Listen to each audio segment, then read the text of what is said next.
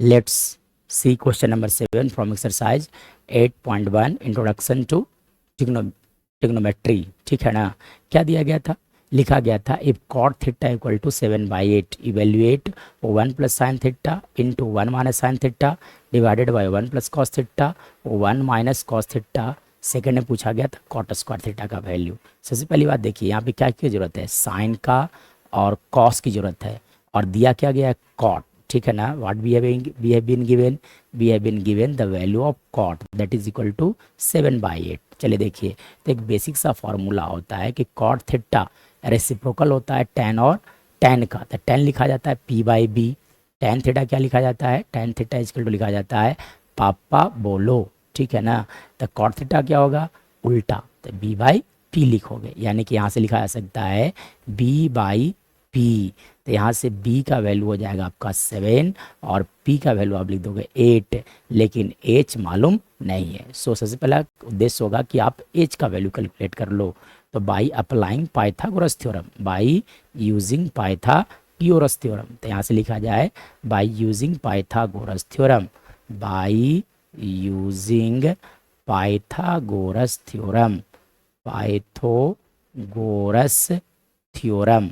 तो by using Pythagoras theorem क्या लिखा जा सकता है ना। तो पाइथागोरस थ्योरम क्या होता है कि एच स्क्वायर इक्वल टू लिखा जाता है आपका P square plus B square लिखा जाता है। एच का वैल्यू नहीं मालूम है तो एज इट इज रहने दिया जाए। पी देख सकते हैं आप 8 है, तो यहाँ पे आप क्या लिख दो 8 का square plus B that is where 7, तो 7 का स्क्वायर लिख दिया जाए। तो 8 का स्क्वायर 64 प्लस 49। ठीक है ना। तो यानी कि एच का वैल्यू हो जाएगा अंडर रूट, दोनों को ऐड जब आप करोगे तो 9 प्लस 4 दैट इज 3 6 प्लस 4 है ना 10 carry 1 that is equal to 11, वो रूट 113 आ जाएंगे। ठीक है ना। अब हमें क्या चीज़ का वैल्यू चाहिए था, देखिए जो जहाँ तक आंसर जाना है उस पर हम लोग को चला जाए। अब क्या चाहिए था, देखा जाए तो चाहिए था मुझे साइन थीटा का वैल्यू। तो साइन थीटा क्या होता है, that is ratio perpendicular and hypotenuse, P by H लिखा जाता है। ठीक है। तो पी देखिए कितना हो गया 8, तो 8 बाई लिख दोगे आप अंडर रूट 113। फिर कॉस थीटा का वैल्यू निकालना जाए तो कॉस थीटा क्या होते हैं बी बाई एच लिखा जाता है। तो बी कितना थे, देखिए 7 बाई लिख दोगे आप अंडर रूट 113 लिखा जाएगा। चलिए अब आपसे जो पूछा गया था उसका वैल्यू मैं यहाँ रखने जा रहा हूँ। ठीक है। चलिए तब मैं क्या करूँगा, जो वैल्यू पूछा गया था उसे एक बार मैं आपके सामने रखता हूँ। ठीक है। क्या पूछा गया था, पूछा गया था पॉइंट नंबर 1, पूछा क्या गया था 1 प्लस साइन थीटा,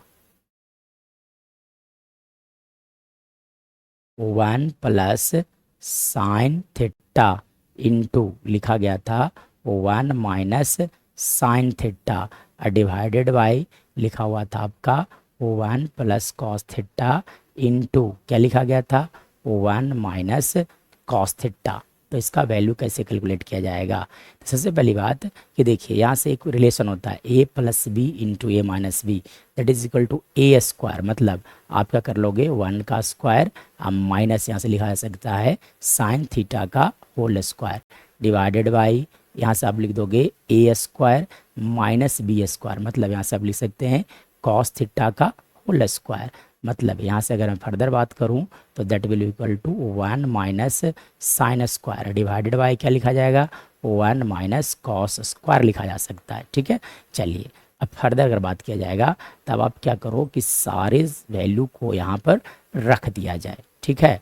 चलिए तो अब यहाँ से जो वैल्यू कैलकुलेट करना था question number 1 that is 1 minus sine square, तो 1 माइनस साइन स्क्वायर। अब देखिए साइन थीटा का वैल्यू कितना था, तो देखा जाए यहाँ से साइन थीटा था 8 बाई रूट 113। तो यहाँ पर आप क्या लिख दोगे 8 बाई अंडर रूट 113 का यहाँ पे क्या कर लोगे आप होल स्क्वायर डिवाइडेड बाई यहाँ पे लिखा गया था 1 माइनस कॉस स्क्वायर। तो कॉस स्क्वायर किसके इक्वल होता है, देखिए 7 बाई अंडर रूट 113। तो यहाँ पे क्या कर लिख दोगे आप 7 बाई अंडर रूट 113 का होल स्क्वायर लिखा जाएगा।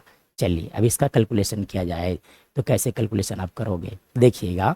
तो यहाँ से अगर मैं बात करूँ तो देखिए यहाँ से आप लिख सकते हो 1 माइनस, है ना, जब स्क्वायर होते हैं तो दोनों पर आता है। अगर ऐसा होता है a बाई बी का होल पावर m, इसका मतलब a के पावर m बाई b के पावर m, मतलब स्क्वायर वाला टर्म में इट पे भी आएगा और इस पर भी आएगा। और √113 का स्क्वायर जब आप करोगे तो that will equal to 113 only.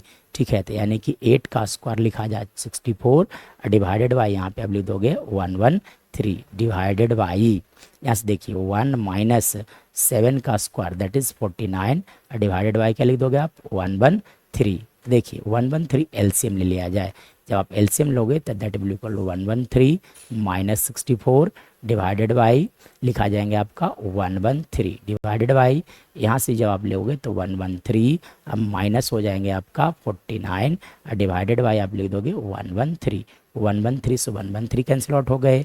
अब देखिए यहाँ पे रिमेनिंग टर्म बचेगा 113 माइनस 64 डिवाइडेड बाई लिखा जाएगा आपका 113 माइनस 49। ठीक है, तो 113 minus 64 that is equal to 49 और 113 minus 49 that is equal to 64। So हम लोग कह सकते हैं कि जो वैल्यू पूछा गया था इसका, है ना, ये वैल्यू, इसका जो वैल्यू होगा that will be equal to how much, लिखा जा सकता है 49/64, यानी कि आप फाइनल आंसर लिख सकते हो, है ना, जो पूछा गया था कि 1 plus sine theta into 1 minus sine theta divided by पूछा गया था आपका 1 प्लस कॉस इंटू लिखा गया था 1 माइनस कॉस का वैल्यू आ जाएंगे 49/64 आ जाएंगे।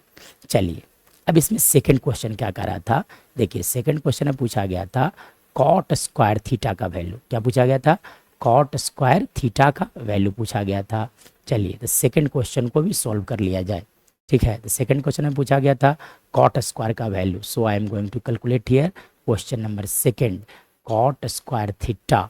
तो कॉट क्या होता है, टैन का रेसिप्रोकल, तो टैन थीटा याद करो आप p बाई बी होता है, तो कॉट क्या लिखाएगा, इसका रेसिप्रोकल, यानी कि b बाई पी आप लिख दोगे, b बाई पी लिखा जाएगा, that is equal to square है इसे लिखा जाएगा यहाँ पे B square by P square. ठीक है, चलिए तो अब b देखा जाए तो b कितना है ना, ये जो कैलकुलेट किया गया था वहाँ से देखा जाए कि b कितना है और p कितना है। चलिए आ जाइए, तो देखिए अगर मैं बात करूँ तो यहाँ से देखा जा सकता है b इज 7 और p 8 है ना, p हो गया आपका 8, तब आप क्या करो, है ना, b के जगह पर आप रख दो, है ना, क्या लिख दोगे आप 7 का स्क्वायर डिवाइडेड बाय लिखा जा सकता है यहाँ 8 का square that is equal to 49/64, यानी कि 1 और 2 दोनों का आंसर सेम होंगे।